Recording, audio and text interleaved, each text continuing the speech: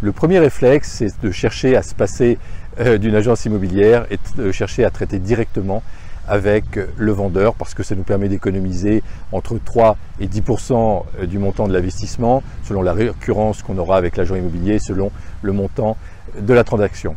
Et pourtant, sur les 1000 biens que j'ai achetés, j'en ai acheté vraiment très peu directement auprès d'un vendeur. Bonjour, ici Ludovic Bréant, je suis entrepreneur et investisseur immobilier.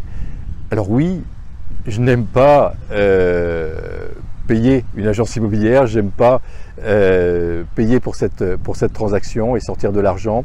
Mais souvent, les biens qu'on nous présente sans intermédiaire ne sont pas plus intéressants que les biens qu'on achète avec une agence immobilière parce qu'à ce moment-là, eh bien, c'est le vendeur qui cherche à faire la bonne affaire et donc qui rajoute en fait les honoraires d'agence à son prix de vente.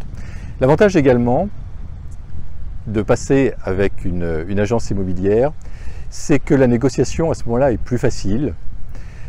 Souvent, l'agent immobilier, il va chercher à trouver les bons mots, il va chercher à faire la meilleure négociation, il va regarder la valeur des biens similaires, peut-être qu'il a vendu dans des secteurs comparables, donc il va pouvoir faire un comparatif avec ce qui se passe sur le marché et mieux négocier donc avec le vendeur. Il m'est même arrivé d'identifier un bien immobilier qu'on souhaitait acheter. Donc bien sûr, oui, on aurait pu aller voir directement le vendeur, mais j'ai préféré à ce moment-là passer par une agence, donc appeler une agence en disant voilà, on a tel bien qu'on souhaite acheter, est-ce que vous pouvez les négocier pour nous? Et donc il a fait une très belle négociation qui a largement compensé donc les frais d'agence.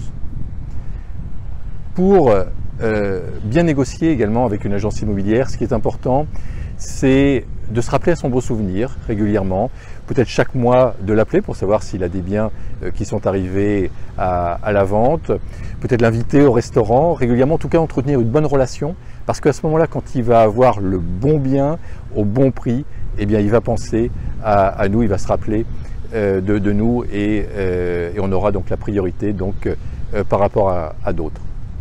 Donc plutôt que de chercher à tout prix à faire la bonne affaire, je pense que la meilleure affaire, en fait, c'est l'affaire que nous faisons. Donc ce qui est important, c'est d'avancer un pas après l'autre, de faire une affaire les unes donc après les autres, sans chercher à grignoter forcément des pourcentages à droite ou à gauche. Donc moi j'encourage plutôt à passer par une agence immobilière, avoir les meilleures relations donc possibles avec elle, et puis l'agence immobilière à ce moment-là va penser à nous, et puis on aura de bons biens bien placés et finalement donc au bon prix. Aujourd'hui, pour donner un sens à ma vie, j'ai décidé de donner toute mon expérience aux personnes qui souhaitent devenir libres financièrement. Je souhaite aujourd'hui aider les personnes à se construire une sécurité grâce à l'immobilier et à atteindre un niveau de liberté qui leur permet de se consacrer à leur projet de cœur. Donc que ce soit faire le tour du monde, réaliser des actions humanitaires ou tout simplement vivre sans compter. Je vais vous révéler dans une conférence 4 secrets qui m'ont permis de bâtir un parc immobilier de plus de 1000 biens en moins de 10 ans. Je vais vous partager mon expérience dans ce domaine pour que vous puissiez vous aussi utiliser l'immobilier pour réaliser vos projets de cœur et devenir libre financièrement. Rejoignez-moi à cette conférence en ligne en cliquant ci-dessous. Je vous souhaite le meilleur et je vous dis à très bientôt.